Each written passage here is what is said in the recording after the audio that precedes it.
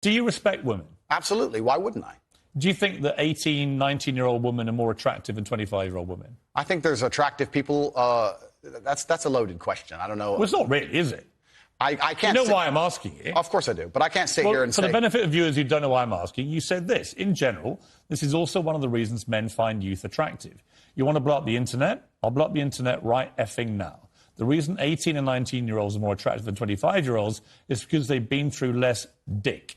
People say, oh, you can't say that, but yes, I can.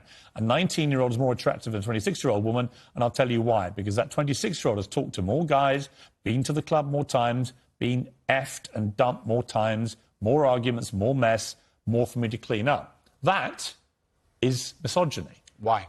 Because you are encouraging a mindset about 25-year-old women that makes them sound out to be infinitely less desirable than 18, 19-year-olds, and having effectively been having too much sex to be taken in a more respectful way. Well, firstly, even if that was the case, that wouldn't be misogyny. Well, what did you mean by what you said? That's not misogyny because it's not anti-women. I'm saying that an 18 or a 19-year-old woman would be more desirable. It's pretty anti-25-year-old women. Anti-25-year-old women we can argue, but not misogyny. Well, that's misogyny then, isn't it? No, it's not. Well, being anti any woman at all is misogyny. Not when I'm saying that women are beautiful and attractive at a certain age and saying the age. You're saying 18, 19-year-olds are more attractive than 25. Well, than ageist, perhaps, but misogynistic, absolutely. Is that not. But you just accepted it was misogyny. No, I didn't. You said it was misogyny. I'm telling you, no, it's not. If a 26-year-old woman is watching this and has heard those comments, yeah, would you just say to her, look, I'm sorry, I shouldn't have said that? No, I won't.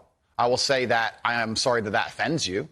However, there's a large contingent of the world... That doesn't mean you're sorry. No, I'm not sorry. That's the point I'm making. I'm sorry if that offends you. However, there's a large contingent of the world that believe that, and I was mediating for a conversation. Parts of the world that believe that about 26-year-old women are parts of the world where women are not allowed out on their own. That's a conversation. They have to wear full burqas. Well, that's a conversation. They're not allowed to drive cars. That's nothing to do with me. But is that the kind of world for women that you... I was mediating a conversation. No, I'm asking you what you think.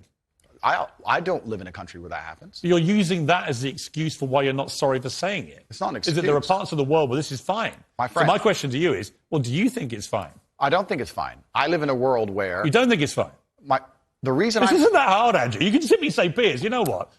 With the benefit of hindsight, I wish I hadn't said it like that. And if a 26-year-old woman's watching, I'm sorry I said that, because that actually is blatantly misogynist. And even though that's a view held by other parts of the world, it's not a view I share.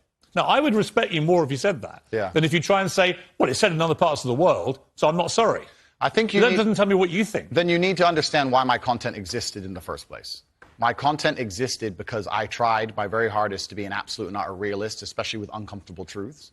I was pointing out that very uncomfortable... Is that a truth, then? It's an uncomfortable truth in many parts of the world. It's not a truth that I'm happy about. An inquest this week found that a 14-year-old girl, Molly Russell, died from an act of self-harm while suffering from depression and the negative effects of online content. The coroner said she was exposed to material that may have influenced her in a negative way, and in addition, what started as depression had become a much more serious depressive illness, and she very sadly took her life. That's absolutely disgusting. Right. Her father... It's terrible. Her father's campaign for better protections against potentially dangerous social media algorithms, right? It says that the particularly graphic content she saw romanticised acts of self-harm, normalised her condition, and focused on a limited and irrational view without any counterbalance of normality. First of all, what is your response to that? Nothing to do with you. That's the first thing. Yeah, it is nothing to do with me. The fact that a 14-year-old girl took her life is truly sad. The world we live in today is... The fact that something like that happened is almost mind-blowing to me. That's truly sad. I actually feel sad inside to see something like that. What has come clear to me in the interview is that a lot of things you say you wouldn't say now that you've said before. But I'd say them differently, perhaps. Yeah, right. So, to me, that's an acceptance, not just that you want to get back on platforms, because maybe that was one of the reasons you were no platform, but that you've recognised and understood the potential harm to the wrong kind of impressionable mind by some of the things you've said. Would that be fair?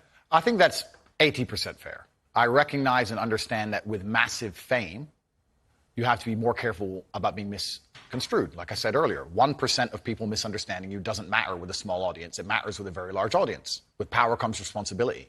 I still believe the things I say. I do not want to be a negative force for the world. I also understand that I am a man who's lived a very difficult, nuanced life, and I am capable of making nuanced points that may be misunderstood by teenagers. However, that can be said about anybody and everything. Every opinion online can be misunderstood by children. Trying to protect children from the internet is a very interesting subject in and of itself, because I would argue that 80% of the content on the internet can be negative or detrimental to a young mind that doesn't understand the world. So, interesting early preview there of my interview with Andrew Tate. Like I say, very controversial guy. He's banned from